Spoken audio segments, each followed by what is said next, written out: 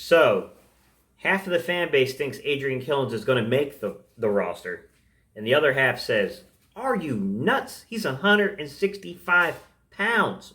What are you talking about?" Well, let's talk about it, guys. Adrian Killins. Does he or does he not make the Eagles' 53-man roster? All right, y'all. Let's get it.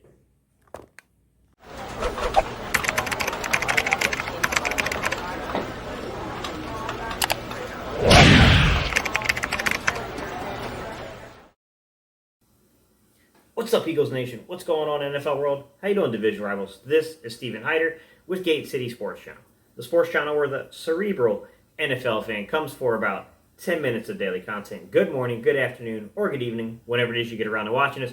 Once again, guys, my name is Steven Hyder, and this is Gate City Sports Channel. All right, y'all. So today's topic, I'm coming to you from a hotel room, guys. So, hey, your boy turned 37 officially today. Oh my God, man, I feel old, bro. Like, not even kidding you, this was the same age my mom was the day that I left to go to basic. The day I reported for boot camp, guys. It's crazy how time sneaks up on you. All right, y'all, today's topic. Hey, guys, I made a video probably about, I don't know, maybe a month or so ago, maybe 2 months ago. I mean, it's been a while ago. It was definitely one of my most popular videos about Adrian Killins.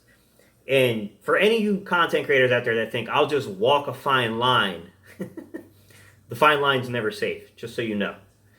I took this stance of, look, I don't know if the kid will make the roster or not. I think he's got an opportunity. I think he's got a shot. But I think that opportunity and that shot is really projected upon what he can do on special teams. Well, as you might have guessed, man, wow, this guy is a controversial figure here for Philadelphia Eagles Nation. Some guys are just adamant this dude is going to be like the next Barry Sanders-like shifty back. He's going to catch 55, 60 passes a year. He's going to make all kinds of mismatches. And, hey, man, I hope all that's true. But I do pause when we talk about an undrafted rookie free agent who was really tied for third in carries at UCF. I pause for a second on that stuff, guys, because even at UCF, he was far from being a featured back. Now, I will say this. The reason I said I might project a guy like this to make the roster as like a surprise guy is if this kid can field punts, if this kid can take kickoffs, and become as dynamic as a guy like Devin Hester, this is the second coming of a Devin Hester type special teams type talent, then yeah, I think this kid probably has a very good shot at making the roster, because the question you'd have to ask yourself is this: would you leave off a Devin Hester level talent from your roster? And I don't know that this kid's going to be that, guys. Like I said, we're all projections. This is all projections until these guys put pads on and are in camp. Now, there are a few things I want to talk about, right? I think a lot of the guys who are like, come on, man, like I can't see this kid making the roster. I think a lot of that criticism is based upon his body type and saying, like, look, man, he's a little guy. I can't remember his exact height, guys, but I want to say he's like 5'6", 5'7"-ish, 160-some pounds. And, concerned about the durability of a player with that kind of football build in an NFL, program. That's where you get kind of, a middle area, right? This base level fan base here where we're like, hey, this kid probably could benefit from a year of strength and conditioning in an NFL weight room. He probably needs to put about 10, 15 pounds of muscle on. Then he might be able to endure if he can keep that speed. He might be some kind of a nice contributor. The way I look at it, guys, is it's going to come down to not even his fate, right? I really think that for this young man to make the football team, it means that other guys must have stepped up at the wide receiver positioning, and they must have proven themselves to be very good football players, right? Boston Scott's going to have to prove that he's going to become a vital part of the Philadelphia Eagles offense, so that way you don't want to expend too many snaps on him playing special teams and expose him to injury, because I think he's a natural fit for some of this stuff as well. And then you got guys like, Greg Ward Jr., who I do think Greg Ward Jr. on special teams is particularly susceptible to being beat out, because I don't think Greg Ward Jr. is the greatest special teams player, to be quite honest. I mean, he had a couple of really mishaps returning punts last year where we were really fortunate not to lose the ball. I think if those guys, and then you take those rookies that we got, right, like the Quez Watkins, right, and the John Hightowers, who are also guys who can play special teams. I think he would have to really produce above and beyond those guys, right? He's got to be like the next level of crazy talented here. If he can prove to be that next level of crazy talented and can those guys like a Quez Watkins and a John Hightower can prove to be kind of valuable in other things, like, can they play the gunner? Can they be a gunner on punt coverages and stuff? You know what I mean? Things like that. Can they contribute in other ways? And then also, can John Hightower and Quez Watkins maybe prove to themselves to be kind of, vital parts of the offense? Can they be that third or fourth guy coming in off that bench to where they're going to play pivotal moments and pivotal roles for the Eagles? Because there's a lot of unknowns, guys. Like, just looking at this whole mass of what's going on with the wide receiver position it's quite interesting. My projections would be is that you're probably going to see Quez Watkins and a guy like, John Hightower. If, these guys I think are more likely to make the roster. I think those guys would play more pivotal roles on special teams. I think those are the guys you're going to really look for kick returns, punt returns, playing things like that, especially if any of these guys can play gunner, just because we kind of have a log jam at safety, and one of the better gunners we had, is kind of one of those, borderline prospects to make the roster at safety, and I think that's kind of an issue. So I think that the buck kind of gets passed on to those young guys. But I'm not going to sit there and say that don't keep an eye on Adrian Killins. Because if Killins, like I said, if Killins starts getting out there, and I mean, he's just taking everything back to the house. Sorry, guys, it's the AC kicking in. If he starts taking everything back to the house, guys, like, I think it becomes harder and harder to let this player go. I mean, that's where, to me, like, he's going to have to really, really stand out on the special teams play.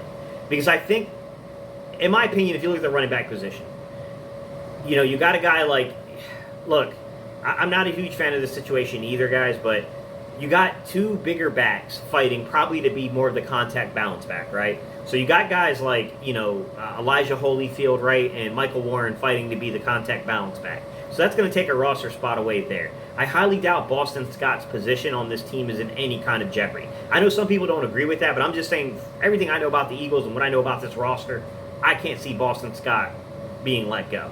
I think he proved his worth last season, and I don't think there's anyone that we have currently on the roster that even remotely threatens his positioning. And then I think where it gets kind of sticky for a guy like this is what do you do? Like, what do you do if Hightower, or not Hightower, I'm sorry, guys. What do you do if guys like Elijah Holyfield and guys like Michael Warren don't live up to the billing? I think that becomes the issue, right? Because now you're probably going to have to go add a veteran running back. So now you're talking about really making it difficult for him to make the roster, to make the 53-man roster. I mean, that would be my issue with doing something like this, guys, is that there's so much projections involved here of how you get him onto the 53-man roster.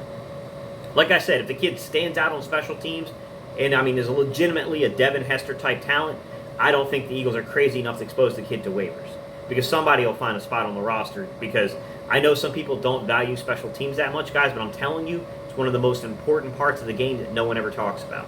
Because the simple fact is that flipping your field position means you're going to put more points up on the board, and flipping your opponent's field position means you can, potentially prevent points from being put on the board.